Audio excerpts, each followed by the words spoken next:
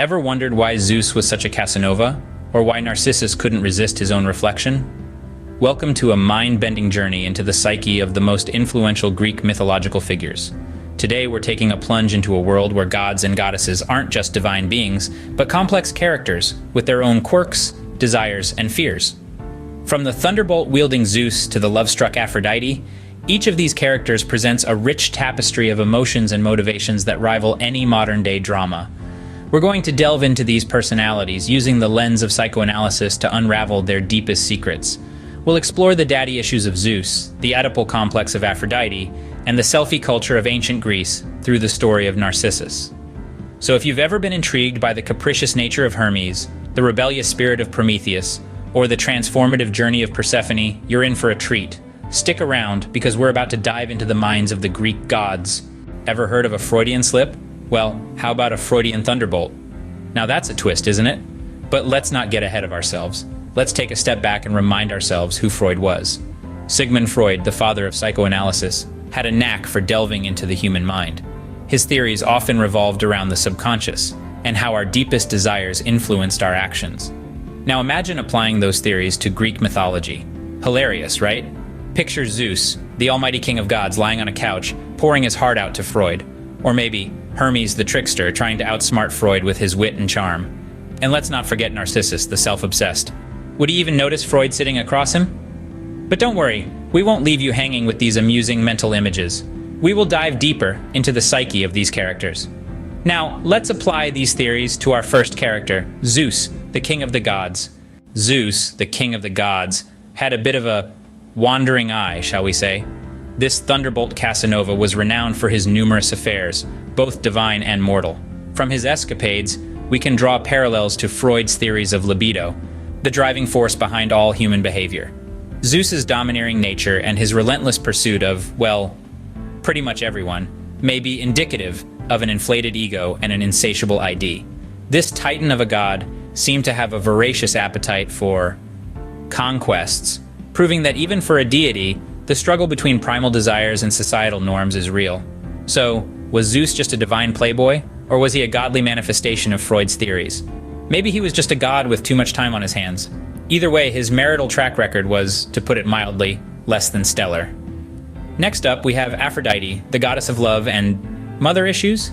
Aphrodite, known for her beauty and her complex relationship with her son. Now let's dive into this fascinating narrative, shall we? Aphrodite, the Greek goddess of love, beauty, and desire, was an intriguing figure, to say the least. Her relationship with her son, Eros, also known as Cupid, certainly raises a few eyebrows, especially when viewed through the lens of Freud's theories. You see, Freud suggested that children often have feelings of affection for their opposite-sex parent. This is known as the Oedipal complex. In Aphrodite's case, her role as the goddess of love may have blurred the line between maternal love and romantic love. Now, before you go cringing, remember, we're talking about mythology here, not a family reunion. This intriguing mother-son dynamic, combined with Aphrodite's role as the embodiment of love and desire, makes for a truly fascinating psychoanalytical exploration. But enough of love and beauty, let's move on to the king of selfies, Narcissus. Narcissus, the man who loved himself a little too much. The ancient Greek tale of Narcissus is a fascinating one, and Freud would certainly have a field day with this character.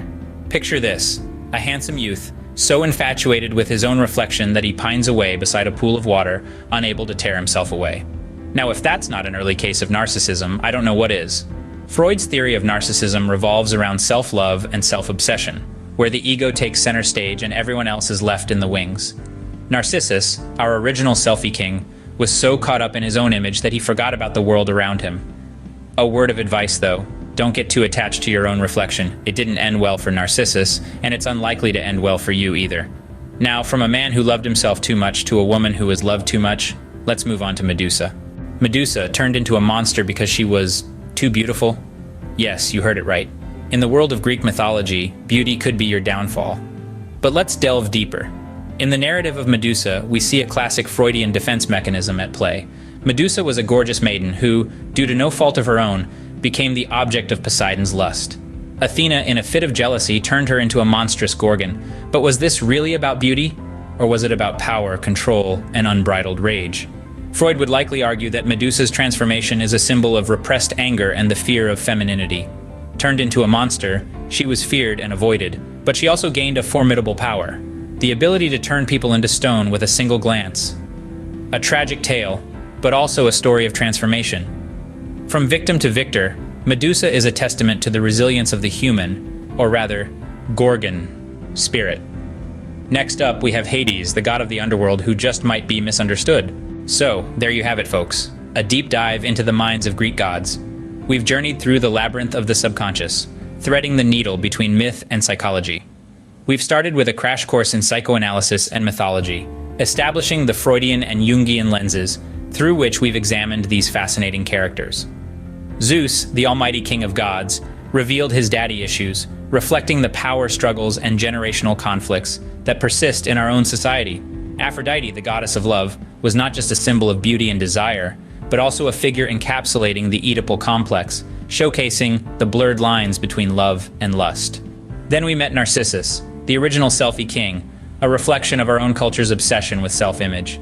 We've seen Medusa's transformation from victim to victor, a powerful narrative of resilience and reclamation of power.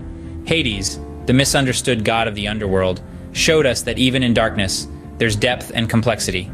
Dionysus, the party god, taught us about the dangers of excess, while Athena, the intellectual powerhouse, exhibited the power of wisdom and strategic thinking. Next, we observed Hermes, the trickster with a heart, illustrating that deceit isn't always malevolent. Prometheus, the rebel with a cause, demonstrated the courage of defiance even in the face of divine punishment. Persephone, the queen of transformation, displayed the power of adaptation and personal growth. Lastly, Perseus, the embodiment of the hero's journey, reminded us of the trials and tribulations that we must overcome to reach our true potential. We encourage you to share your own interpretations and theories. Dive into the mythological world and don't be shy to psychoanalyze these characters yourself. Remember, these are just theories. So next time you're reading a Greek myth, don't be afraid to psychoanalyze the characters yourself. You might be surprised at what you find.